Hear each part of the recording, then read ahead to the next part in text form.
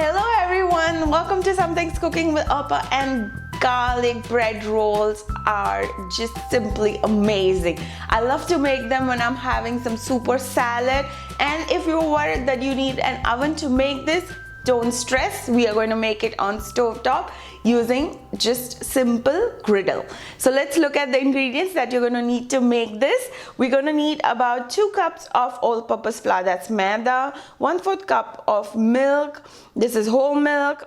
You're going to need 1 tablespoon of sugar, 3/4 teaspoon of salt, half teaspoon of dry active yeast. I'm using Bluebird brand. So my experience says this works really well. And 2 tablespoons of olive oil and half a cup of warm water. Now this is for the dough. For the garlic part, the stuffing, I will tell you later on. So let's begin with the process of making our bread. So the first thing, most important, is to have warm water. Make sure that it's not hot, otherwise it's going to kill the yeast. In this warm water, I'm going to add my yeast, and the yeast needs something to feed off, right? So we are going to give it some food, which is sugar, and stir it all in at least for a minute. And then we are going to cover it up and keep it aside for 10 minutes. Or until you start seeing some kind of foam on top of the water. That is when you'll know that this yeast is ready. So it's been 10 minutes. I had covered the yeast with some plastic wrap, and look at this, just beautiful sight. This foam that you see, that is what you want. If you don't get that foam, then trust me guys, you need to start the process again.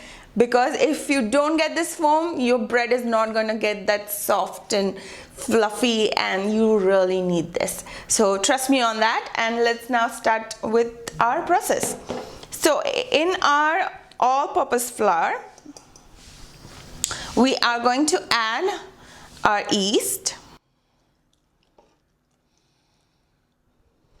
with our salt and about 2 tablespoons of olive oil.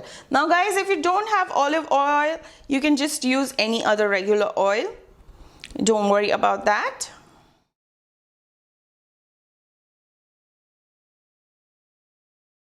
And then I'm gonna mix this together. Now little by little, I'm gonna add the milk. I'm just replacing water for milk because that is also going to give our bread some nice soft texture. So just as you are like kneading a dough, you, instead of water, you add milk, but make sure that the milk is at room temperature.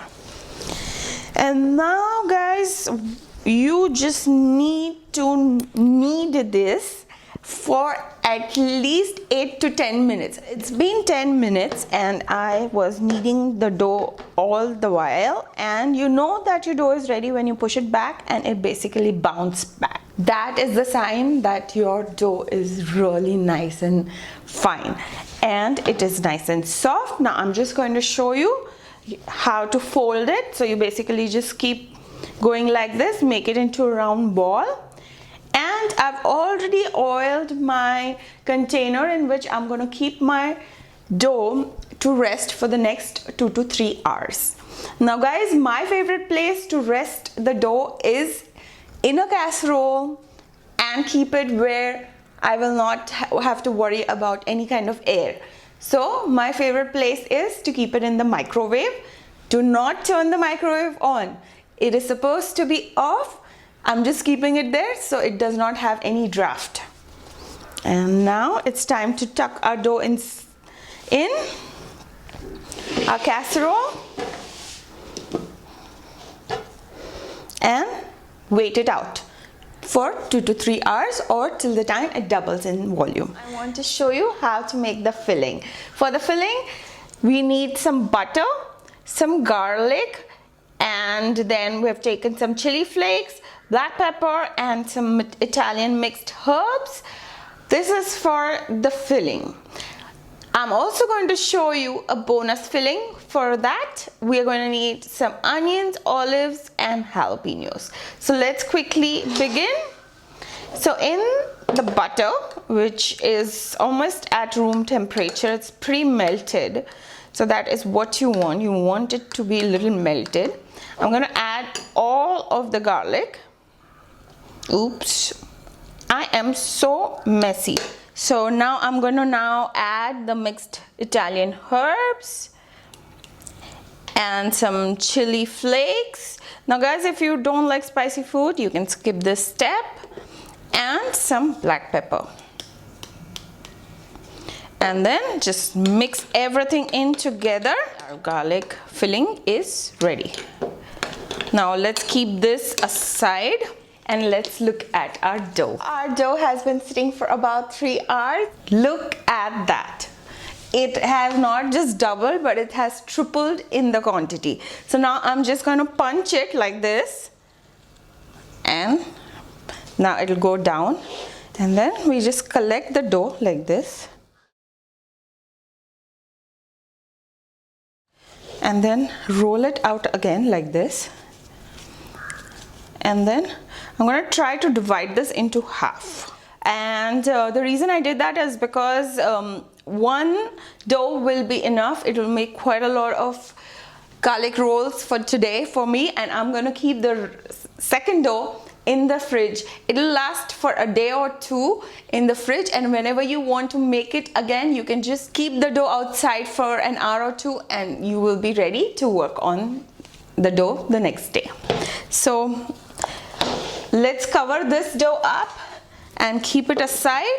So you just roll it again into a nice round ball, and then you sprinkle a little bit of all-purpose flour on a clean surface. Roll it over here. Now taking a rolling pin, I am simply going to make it into a round disc. So our tortilla or our nice flat disc is ready. Now it's time for us to apply this garlic butter filling, and just spread it evenly and very lightly throughout. Make sure you even apply it at the corners. Now let's just sprinkle a little bit of salt. Now guys, in half of it I'm gonna keep the way it is, and in the rest of the half, as I promised, I'm going to show you the bonus toppings.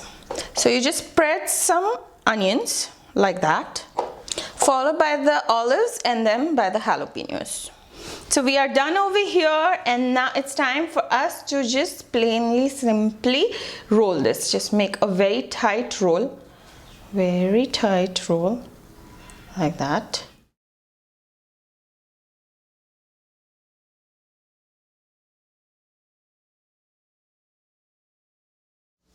And now we are going to cut this in about 1 inches. So you just basically cut them like this. Our garlic roll is nicely cut in.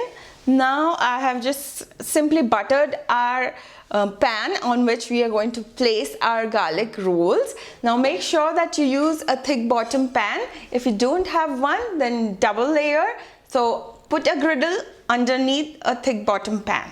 And that is what I like to do as well, just to be sure. Now I'm going to show you an easy technique to make sure that your rolls show their curves. So you basically just take a piece and you just lightly pull it like this, and then lightly press the roll, and then take it and gently place it in the center. And we are just simply going to repeat the same process for the rest of the rolls. But make sure guys that you place them a little apart, because they are going to get a little bigger once we let them rest. And ta-da! We just cover it up again. I'm going to use a plastic wrap, cover it up and keep it aside for an hour and a half. That is going to help our dough to literally double in size. You are going to be amazed again. After 1.5 hours, look at this. Let me just remove our plastic wrap. Isn't that just absolutely a pleasure to the eyes? It's so amazing. So now guys, all you have to do is turn on the flame, keep a griddle, and on top of the griddle I'm going to keep our pan and cover it up with a lid which is covered by a cloth. I do this because of steam there might be water droplets and that can make our bread mushy. We cook this on this side for about 8 to 9 minutes and then we are going to flip it over and I will show you when it's time for us to flip it over. Okay guys, so it's time for us to have a look, but I did take a peek in the middle and our garlic bread rolls were sticking to one another.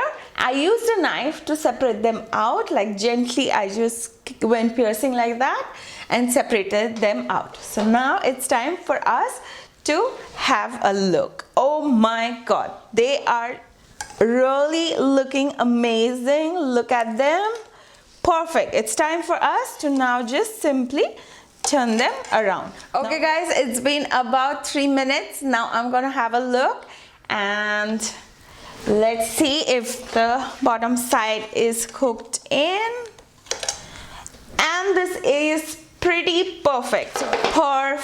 Now I've turned off the flame and the melted butter that we had applied in the center of these garlic bread, I'd kept a little aside. That is what now I'm going to apply on the top of all our garlic bread rolls.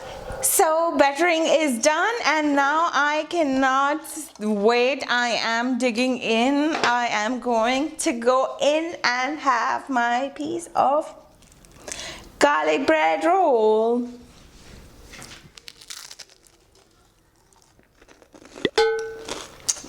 Amazing. It has come out so good. There is this extra fun about making bread on a griddle. You have to try this. You really have to try making this on your griddle today. It is so delicious. This goes really well with a small bowl of soup or salad, and make sure you make this. Really, trust me, you're going to enjoy this. The entire process as well as munching on your bread rolls. I hope you enjoyed spending time with me and I will see you very soon. Take care. Bye bye.